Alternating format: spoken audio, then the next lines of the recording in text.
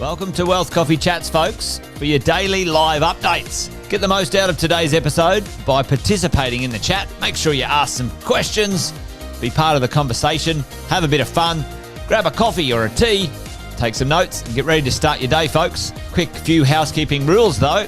No spamming, no advertising or self-promotion in the chat. That's not on. Be kind and respectful to everyone when participating. And most of all, have a good time.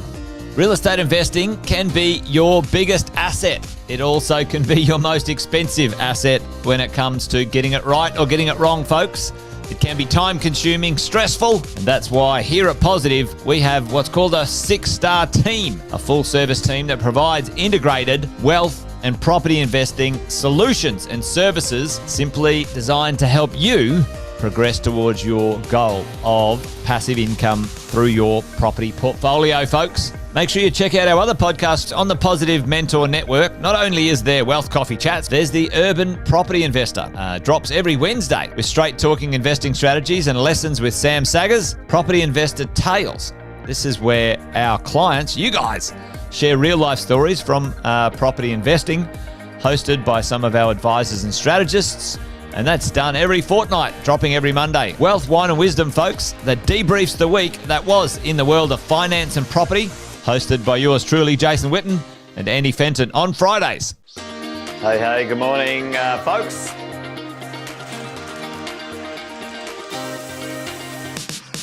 Good morning, everybody. Welcome to another Wealth Coffee Chat. Hope you're well, folks, wherever you are. There it is, team. Morning. Morning, wherever you're tuning in from today. Early bird gets the worm, they say. Here at Positive, we offer a 6-star team. It's a team that help you at every stage of your wealth creation journey.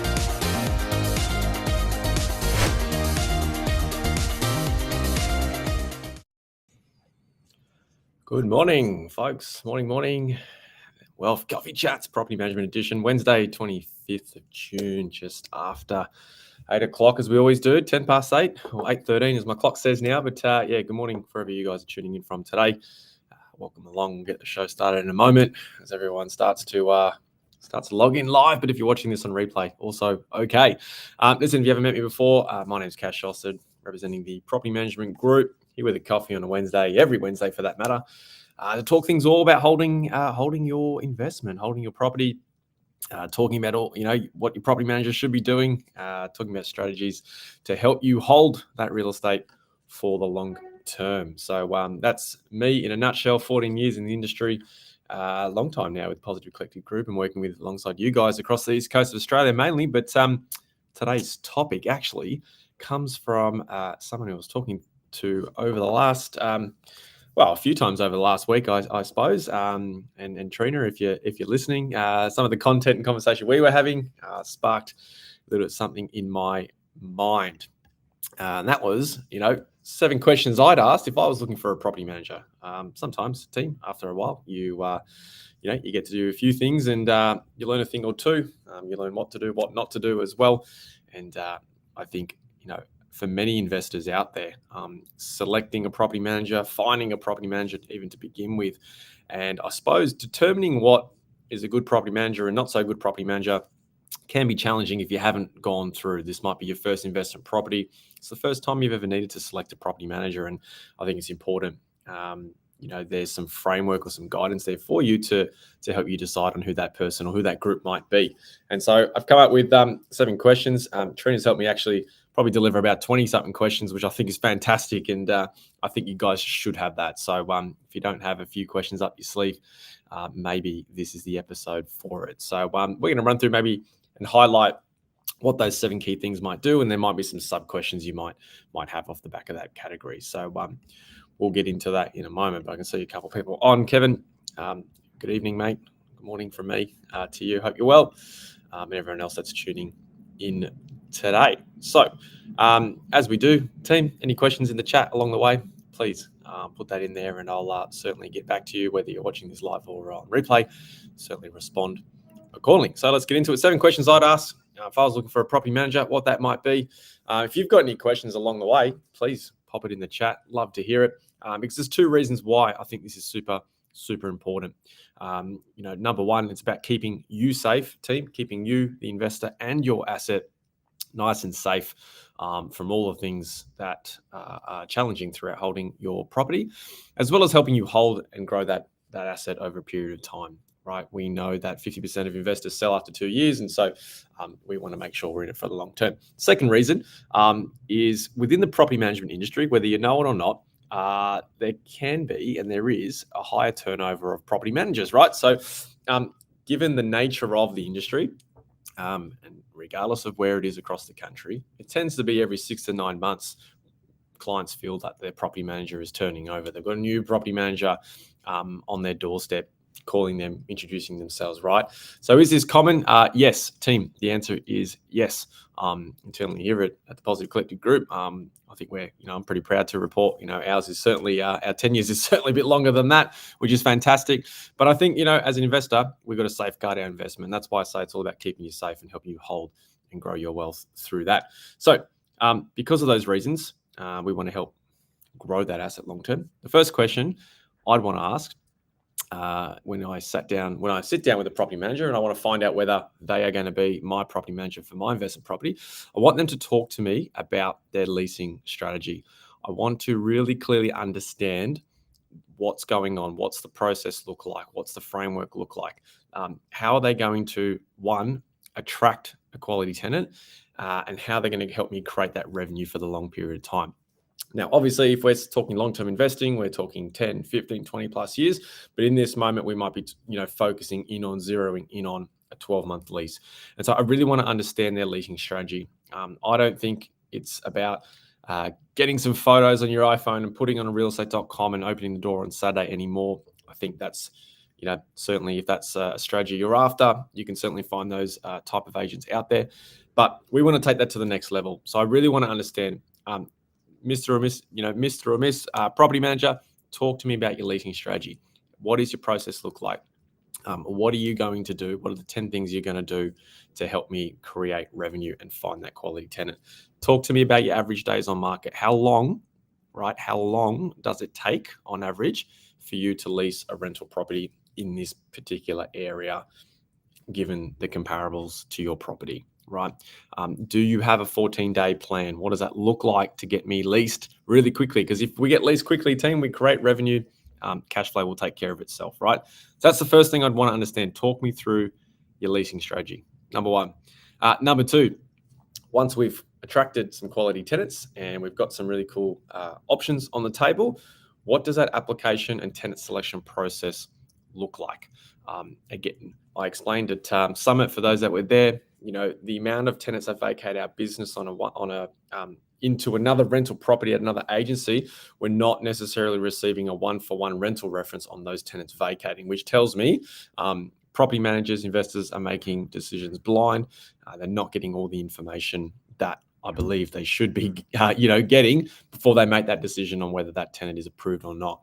So, property manager, talk to me about your application and tenant selection process. What are the things you are looking for at the open home? What is the dialogue that you have with these applications. How do you qualify prospective tenants and renters?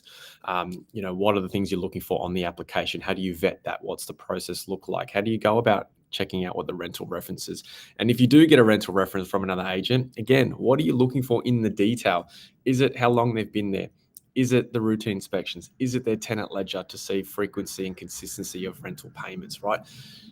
Nitty gritty detail going to solve a lot more problems down the track, team, if we get into that, right?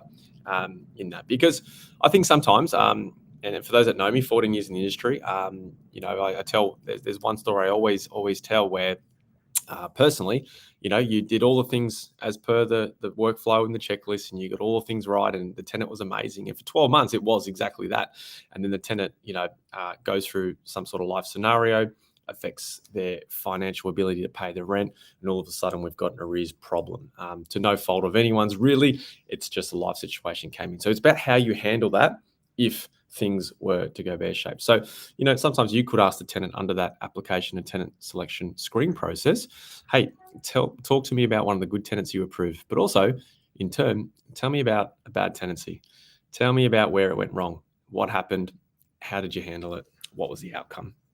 Really interesting to see what their response might be to that, because I think transparency is important. Number 3, property reporting. It's about keeping you safe, team. One of the things, probably the top 3 things that I always see when we take on new clients from another property manager is the lack of detail and the lack of clarity, I suppose, with their property reporting. So we're talking your routine inspections that happen every 3 to 6 months. We're talking about your entry condition reports that occur before your tenant moves in.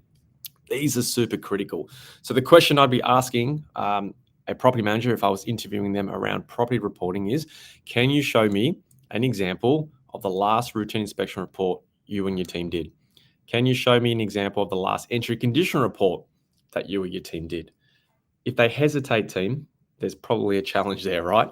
You're looking for how thorough it is, how detailed it is, notes, photos. I mean, we share some tech around how that standard can be lifted. At the end of the day, that's about minimizing your insurance risk, right? So property reporting, super important. Ask for examples. Number 4, you want to have some conversations around how the property manager might handle their arrears policy. And how they might handle conflict.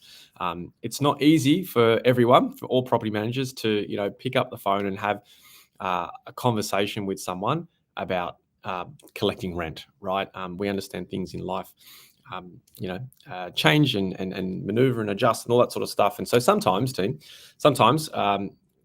tenants get themselves in that scenario. So it's about how we handle that conversation and that conflict that may arise from that scenario.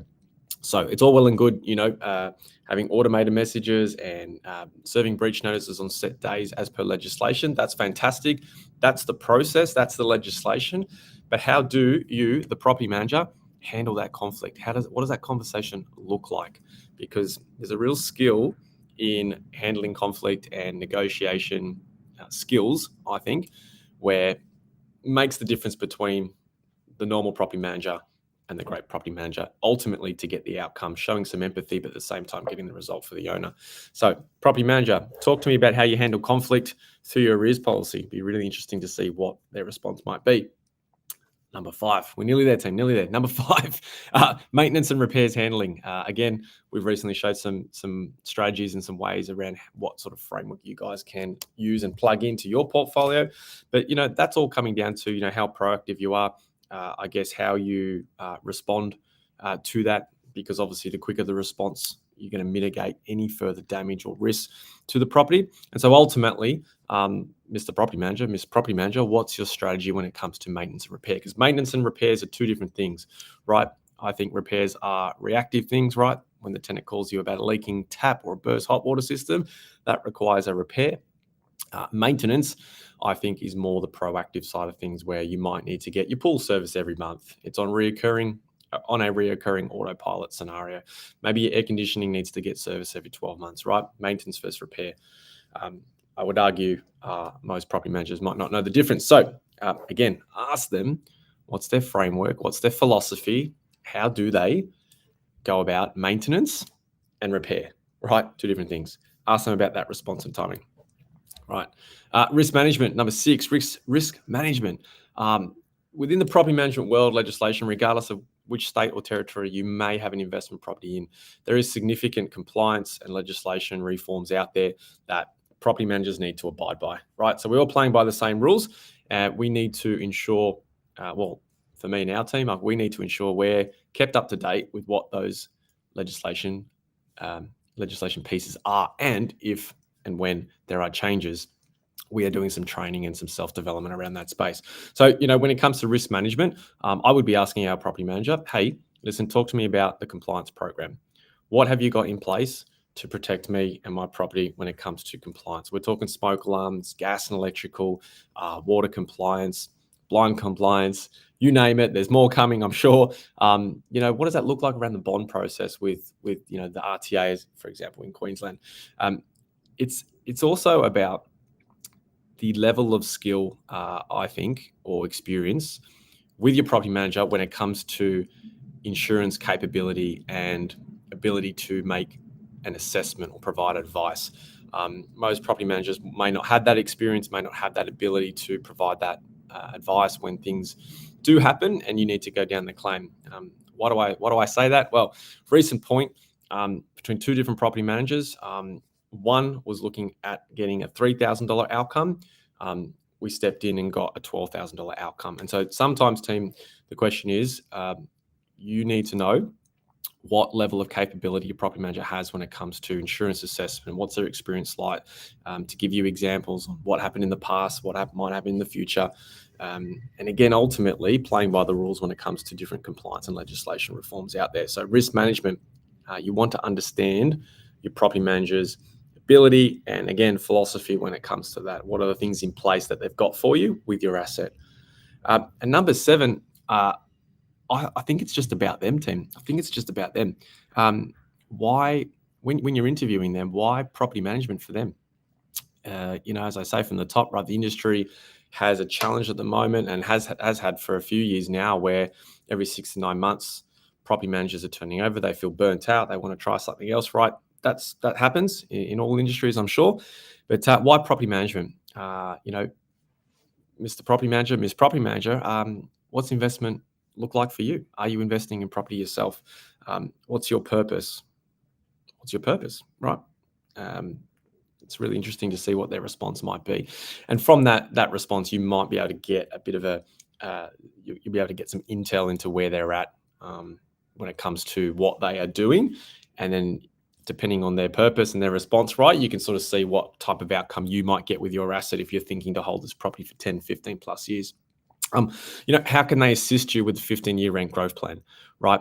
These are sort of the details. So what's the strategy for them to help you hold that property for 10, 15 plus years? So I think you need to make it about them. You need to get to know that property manager.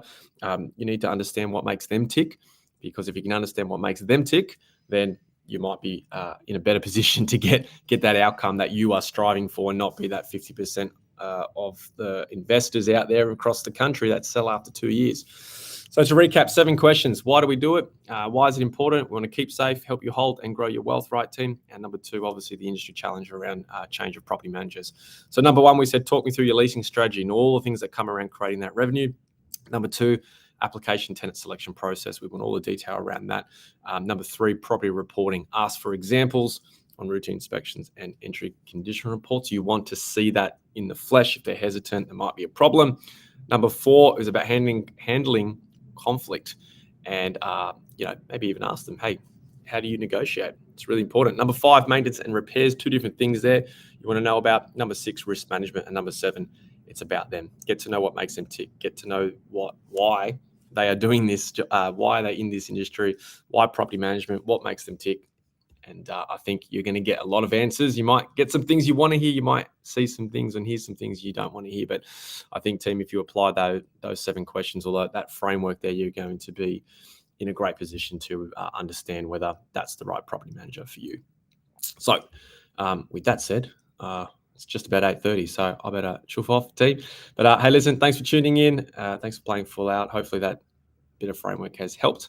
As always, any questions, reach out. Don't forget, 8:10 tomorrow, financial planning team will be on. Talk all things in their world, and look forward to seeing you guys there. All right, See you guys. Thanks for watching another episode of Wealth Coffee Chat, folks. Make sure you like, subscribe, and turn on your notifications so you never miss a thing when we go live. Improve your portfolio and investing game, folks, with Wealth Coffee Chats live every morning at 8:10 each weekday. Make sure you join us.